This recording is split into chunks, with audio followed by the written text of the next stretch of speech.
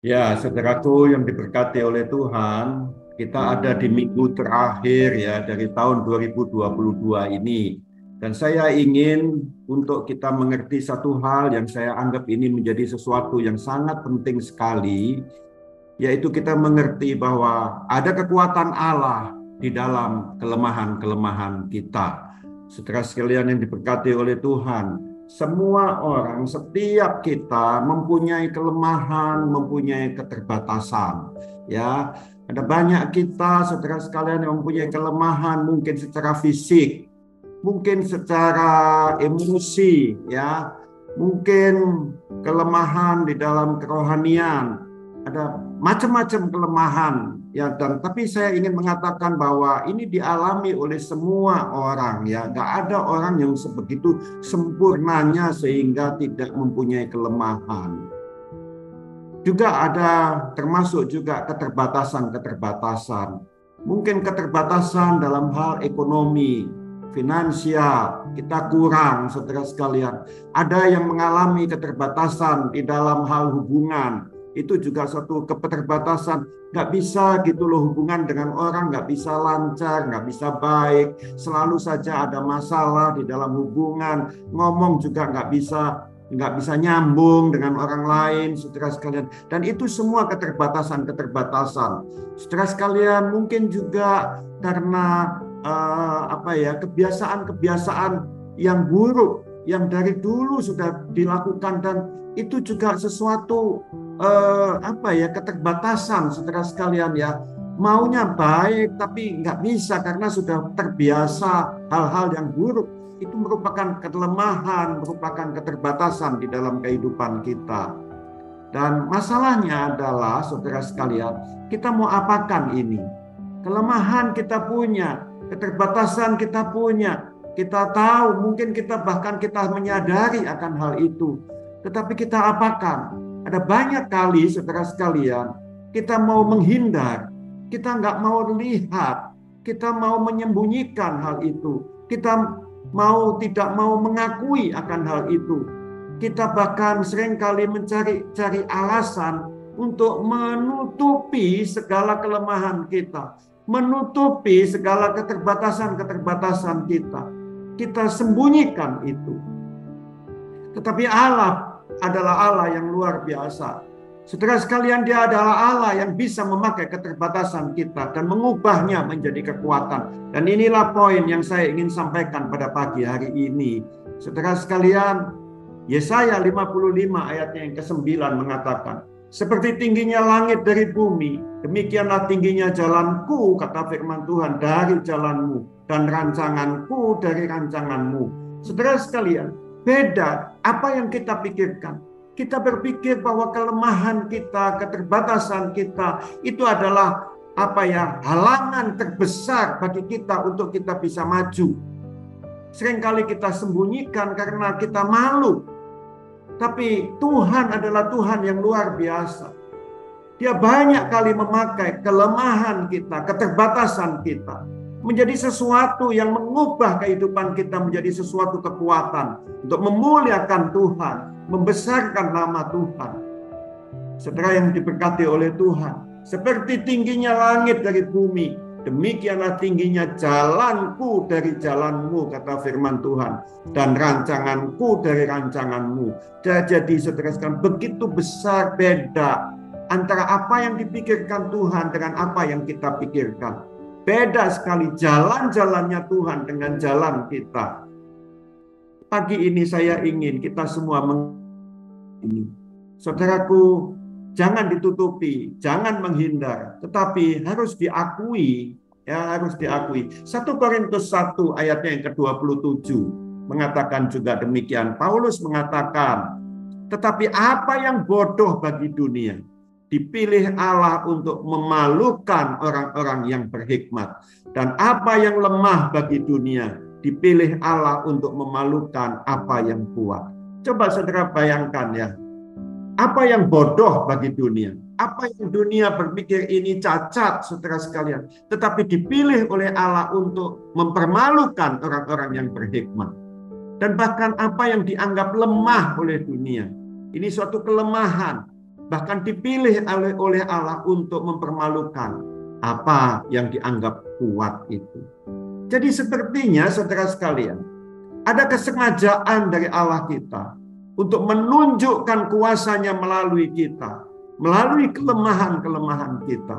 Allah sengaja memakai kelemahan itu untuk menunjukkan kuasa-Nya bagi kita, melalui kita. Saudara yang diberkati oleh Tuhan, Allah itu tidak terkesan dengan kekuatan-kekuatan kita. Dia sama sekali tidak heran, tidak terkesan, dia tidak merasa wah ini luar biasa karena kekuatan kita. Tetapi saudara sekalian perhatikan, Allah itu tertarik kepada orang-orang yang lemah, yang mau mengakuinya. Ketika kita menyadari kita lemah dan kita mau mengakuinya di hadapan Tuhan, itulah yang disebut oleh Tuhan Yesus ketika di dalam khotbahnya di bukit, miskin di hadapan Allah.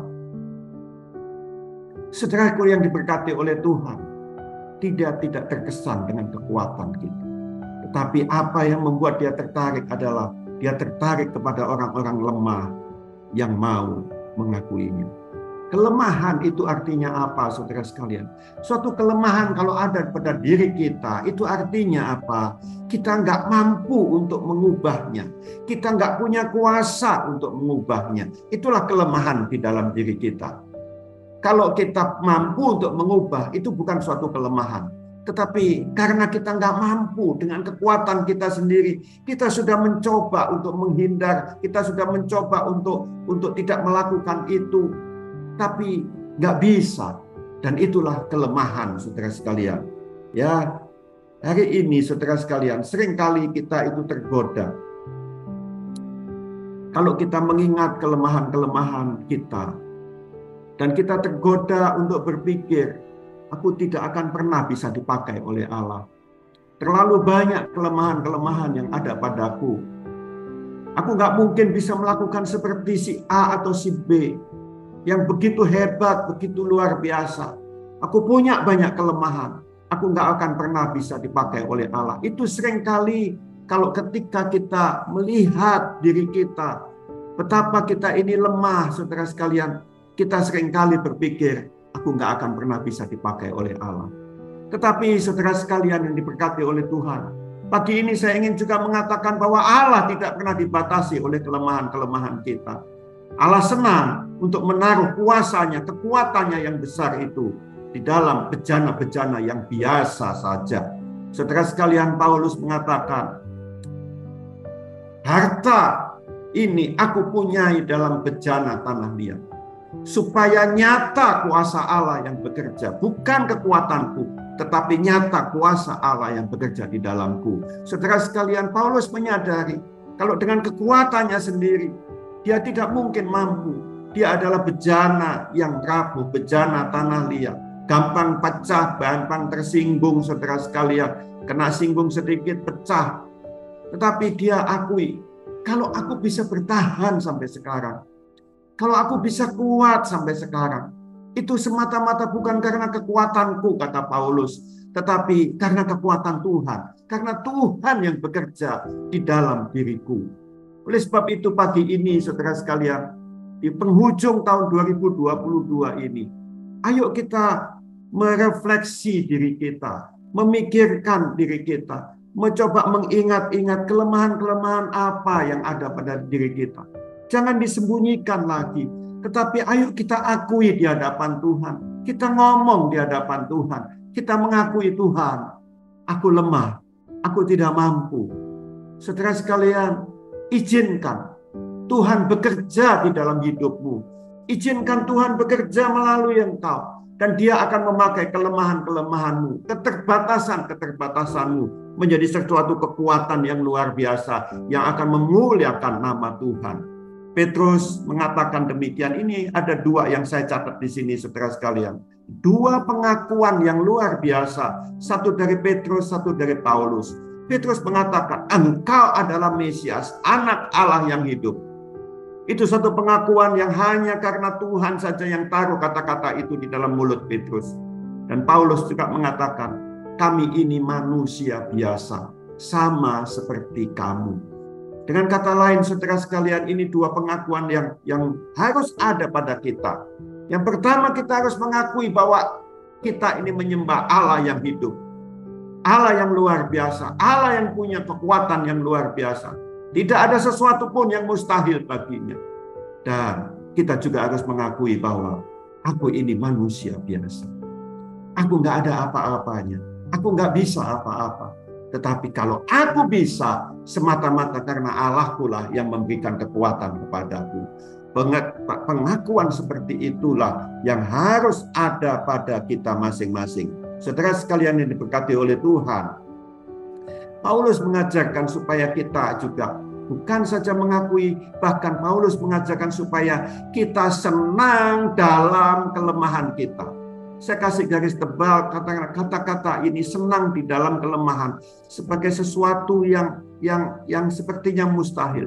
2 Korintus pasalnya yang ke-12 ayat yang ke-9 sampai 10 mengatakan, sebab itu terlebih suka aku bermegah atas kelemahanku, supaya kuasa Kristus turun menaungi aku.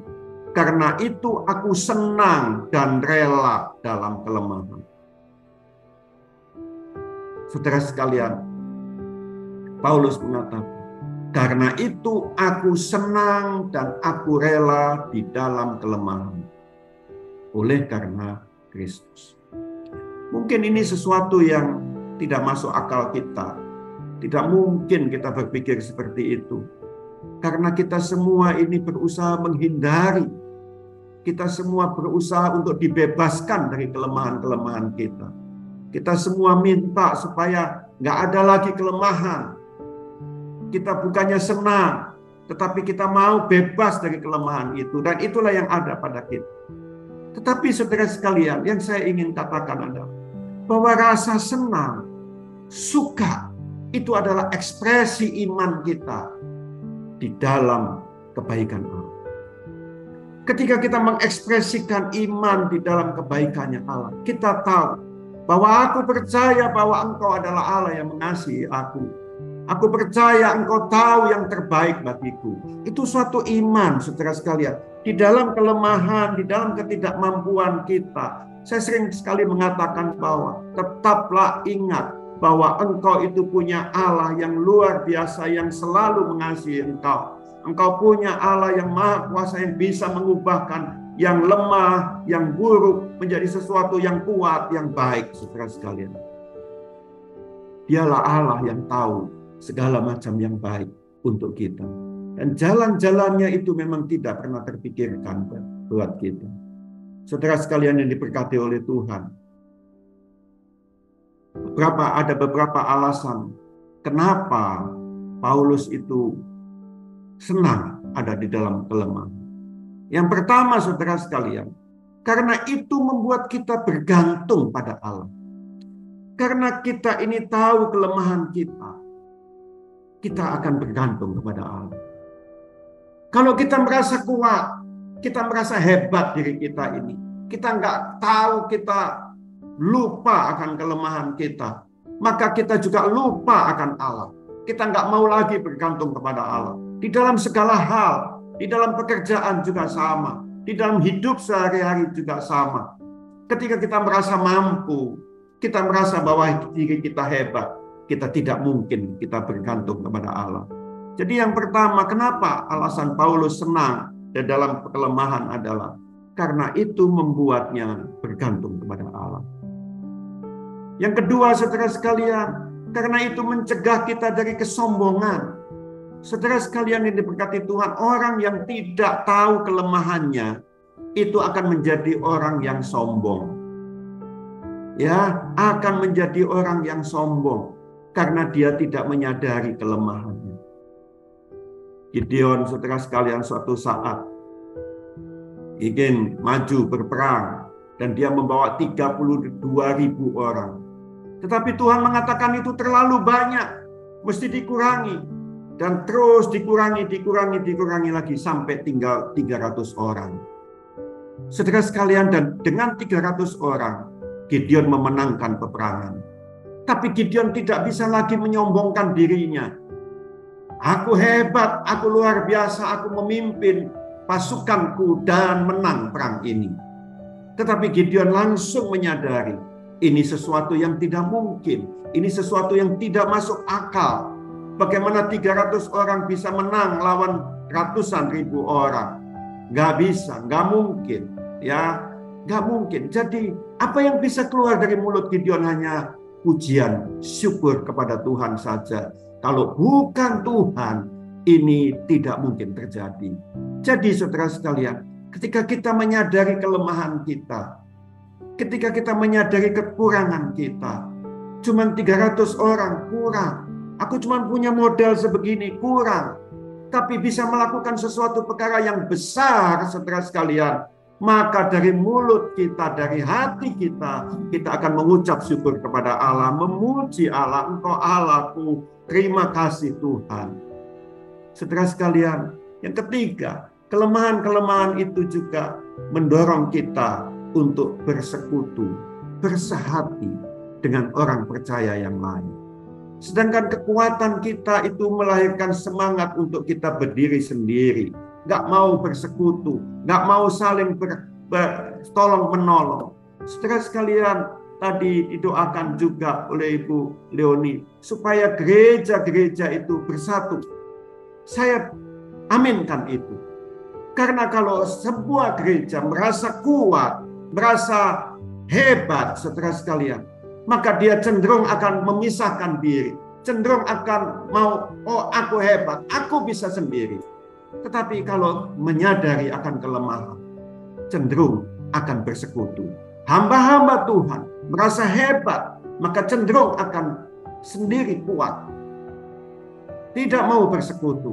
Tetapi kalau sadar akan kelemahannya, maka hal itulah yang akan membuat adanya persekutuan. Hari ini saya juga ingin mengingatkan kepada kita semua, para pelayan-pelayan Tuhan di gereja, para pengurus gereja ini juga.